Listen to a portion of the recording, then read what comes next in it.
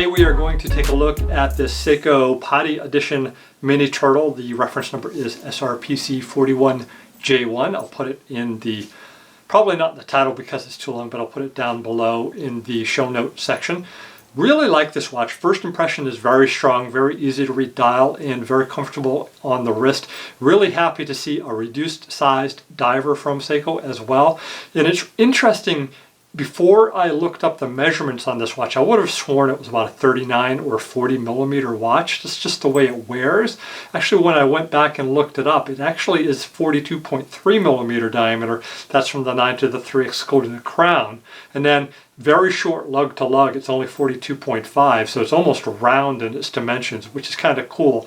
Definitely pays a nod to its big brother, the full-size turtle. Definitely wears a lot smaller than the turtle.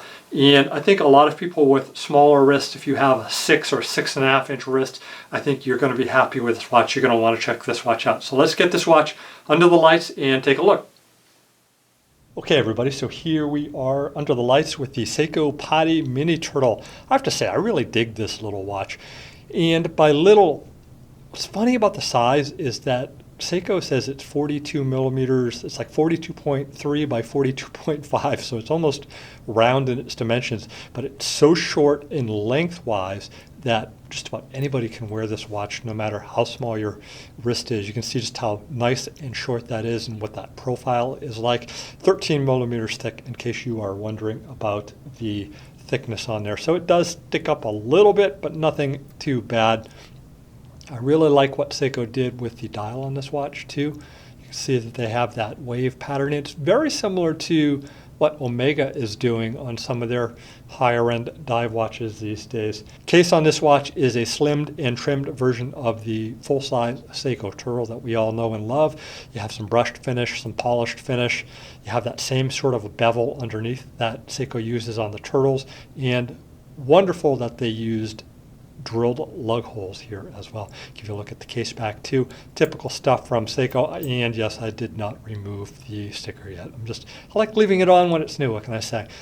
Although I have to admit, I don't do that with my cars. I'm not that guy. So you have a crown at the 3 o'clock position that sticks out just a little bit.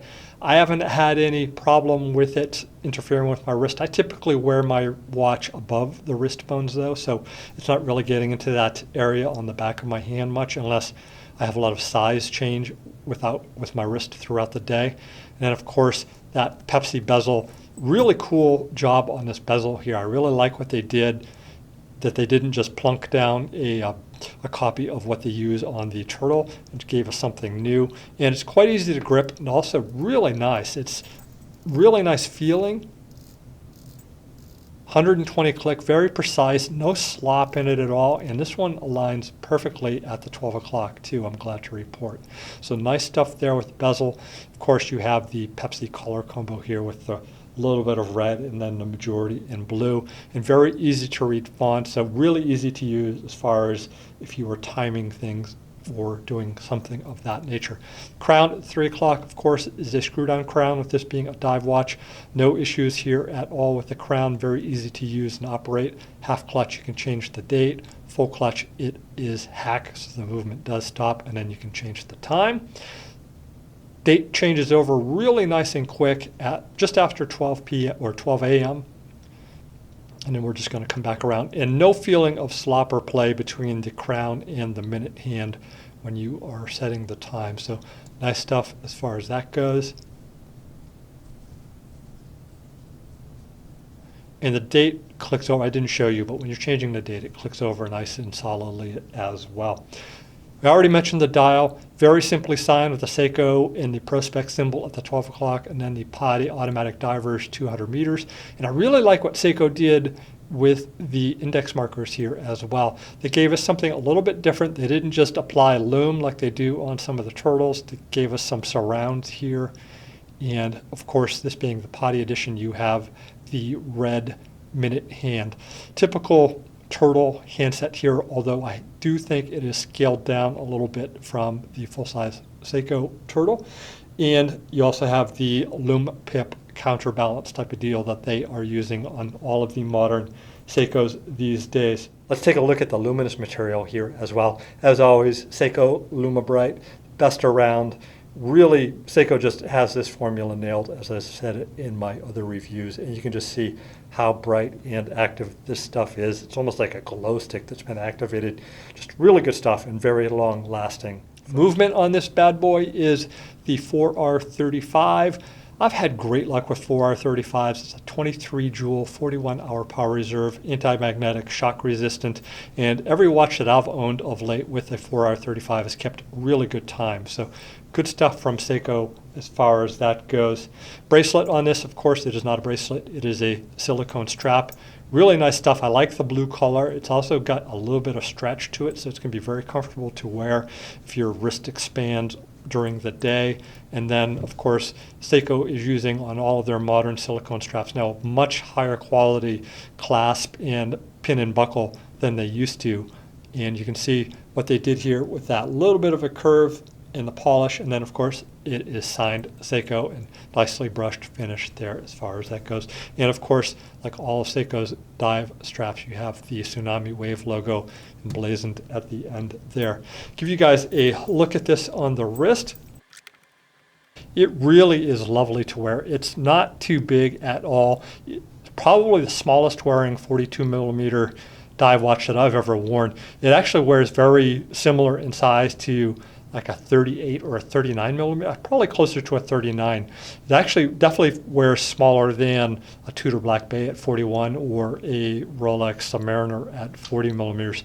Really nice. And I think, with that really short lug to lug, I think anybody, even a 6-inch wrist or smaller, can wear this watch without an issue. And I think 13 millimeters is a little bit on the tall side, but not too bad at all as far as the height goes. You shouldn't have any problem with the cuff sliding over that. One thing I forgot to point out too on this one that sets it apart quite a bit from, let me get this off here. Stuff's not easy with these gloves on. One thing that I forgot to point out here with this watch is it is a Hardlex crystal, and Seiko did a magnifying glass there for the date. So kind of a cool little thing. You got the cyclops lens, nice little touch from Seiko just to set it apart from the regular series of turtles as well. So that is it for the mini turtle. Let's take it out of here and go back and give you guys the conclusion, what we liked and what we didn't. So that's it for this review on the Seiko Mini Turtle. I really like the watch. A couple of things that I would like to see change going forward is I'd like to see Seiko actually take the case diameter down even smaller. Take it down like 38 or 39 millimeters. If you're going to do a watch and call it mini, do a mini. Don't do a mini that's 42 millimeter diameters. Do a mini that's 36 or 37 or 38 millimeters diameter. I think it would be a home run with people with, smaller wrists, and even on the Asian market too. It's funny where this is a JDM watch and it's still, 42 millimeters. It's greatly reduced in size from other divers that Seiko does, but still 42 millimeters is not a small watch by any means. Definitely like that they gave us the drilled lug holes, and everything else with the watch is strong. I think that Seiko should think about offering sapphire crystal instead of the Hardlex on these. Even, at the $350, $400 price range, you're seeing more and more watches coming out. You look at the Spinnaker watch that I just reviewed, sapphire glass both front and back, under $300. So I think Seiko needs to pay attention to the market and what's going on, and in order to stay competitive, I think they need to make some adjustments with their watches going forward. Still really strong watch here, a really strong buy if you are a Seiko collector, or if you want something from Seiko in the dive watch line that doesn't wear as big as their current offerings. Definitely do give this one some consideration. All right, everybody, that is it for this episode. Thank you so much for tuning in. Once again, if you like the content, please do hit the subscribe button below. I definitely greatly appreciate it. Also, like and comment. Let me know what you guys think on this PADI edition mini turtle. All right, everybody, bye-bye.